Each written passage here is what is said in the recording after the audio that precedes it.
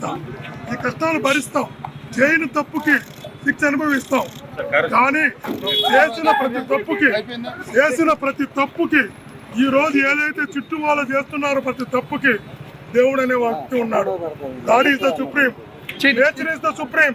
ఎవరు తప్పించుకోలేరు. ఈరోజు మనసావాచకరమైన మరలా చెప్తున్నా, ఏ తప్పు చేయను నేను, ఏ సంబంధం లేని నేను, ఏ రోజు లిక్కర్ తోడు పోలేను నేను. ఈ రోజు లిక్కర్ కేసులో ఇరికి జైలుకి పంపించారు.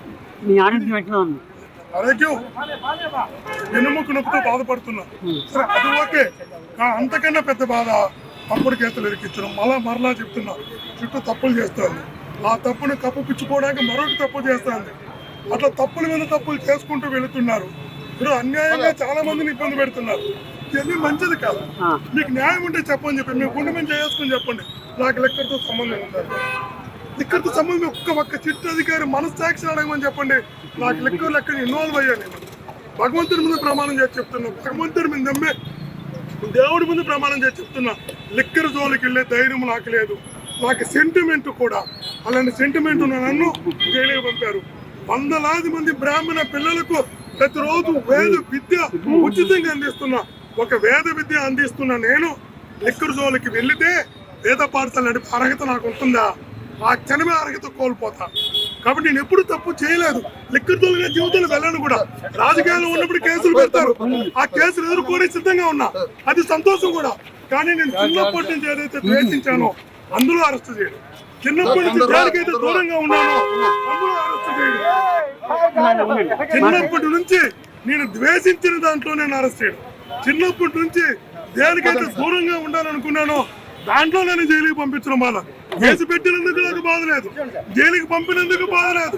రాజకీయాల్లో ఉన్నప్పుడు ఇవన్నీ సహజం, జరుగుతాయి కూడా, ఫేస్ చేస్తాం, ఎదుర్కొంటాం, పోరాడతాం. కానీ చిన్నప్పటి నుంచి సెంటిమెంట్ గా భయపడే లెక్కర్లు నేను జైలుకి పంపారు. భగవంతుడు చూస్తున్నాడు. మరలా చెప్తున్నా, God is supreme, nature supreme. ఈరోజు అధికారం ఉందని, పెన్నుందని మీకు నచ్చినట్టు రాయొచ్చు, కానీ చివరిలో భగవంతుడు అనే వ్యక్తి అన్ని గమనిస్తారు. భగవంతుడు ఇచ్చే శిక్షలో నుంచి మీరు ఎవరు తప్పించుకోలేరనే విషయాన్ని ప్రతి ఒక్కరు గమనించాలి, గుర్తించాలి. ఏం చేస్తాం కానీ ఏం చేస్తాం? నువ్వు లేపేసి చూడడానికి ఇక్కడ ఉండేది సిబిఎన్.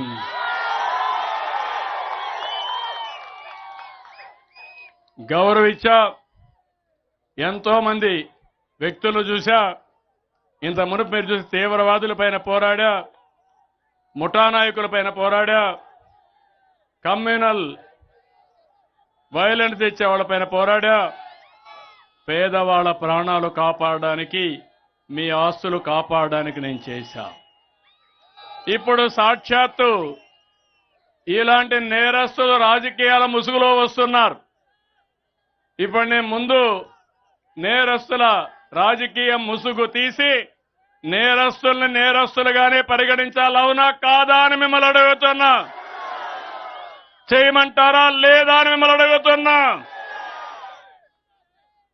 మీరు కూడా సహకరిస్తే నేను కోరుకునేది ఒకటే, మనది ప్రజల మేలు కోరే ప్రభుత్వం, మంచి చేసే ప్రభుత్వం, మంది సమిక్షేమ ప్రభుత్వం, అభివృద్ధి ప్రభుత్వం.